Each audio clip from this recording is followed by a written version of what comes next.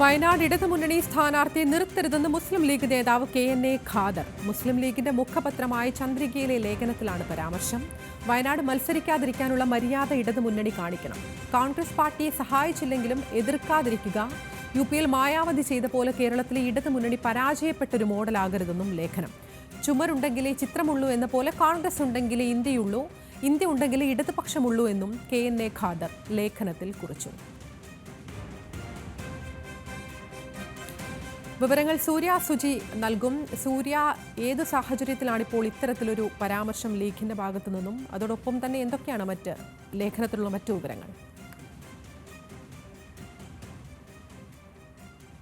LDF സ്ഥാനാർത്ഥി ആരെ നിർത്തും എന്നുള്ളൊരു ചോദ്യങ്ങൾ ഇപ്പോൾ ഉയരുന്ന സാഹചര്യത്തിലാണ് ഇപ്പോൾ ഇത്തരത്തിലൊരു പരിഹാസ രൂപേണ ഉള്ളൊരു വിമർശനവുമായി ഖാദർ വന്നിരിക്കുന്നത്. ചന്ദ്രിക ദിനപത്രത്തിലെ ലേഖനത്തിലാണ് ഇത്തരത്തിലുള്ളൊരു പരാമർശം.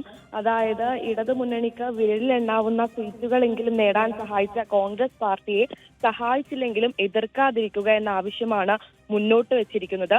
UP-യിൽ മായാവതി ചെയ്ത പോലെ ഇടയ്ക്ക് നിന്ന് വോട്ട് ഭിന്നിപ്പിച്ചതിന്റെ പരാജയപ്പെട്ട ഒരു മോഡലായി ഇടതുമുന്നണി കേരളത്തിൽ മാറരുത്. BJP-യും കോൺഗ്രസും തുല്യ ശക്തികളായിരുന്നെങ്കിൽ എന്താകുമായിരുന്നു ഫലം? തൽക്കാലം നമുക്ക് പ്രിയങ്കയെ മാത്രം ജയിപ്പിക്കാം. ആനി രാജയും മറ്റ് ഇടതുപക്ഷക്കാരും ഒക്കെ ജയിക്കണമെങ്കിൽ അത് മുന്നിൽ നിന്ന് നയിക്കാൻ ഉറപ്പായും രാഹുൽ ഗാന്ധി വേണം. അത്തരത്തിലൊരു രാഷ്ട്രീയ അന്തരീക്ഷം ഇന്ത്യയിൽ ഉണ്ടാവണം.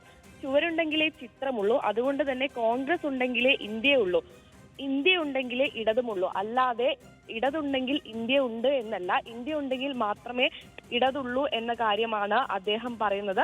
അതായത് ഈ ഇടതുമുന്നണിക്ക് വിരലെണ്ണാവുന്ന സീറ്റുകൾ രാജ്യത്ത് നേടിക്കൊടുത്ത കോൺഗ്രസ് പാർട്ടിയെ ചതിക്കരുത് എന്ന ആവശ്യവുമായാണ് ഇദ്ദേഹം എത്തിയിരിക്കുന്നത്.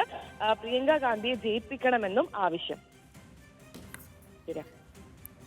ശരി, സൂര്യ സുജയാണ് വാർത്തയുടെ വിശദാംശങ്ങൾ നൽകിയത്.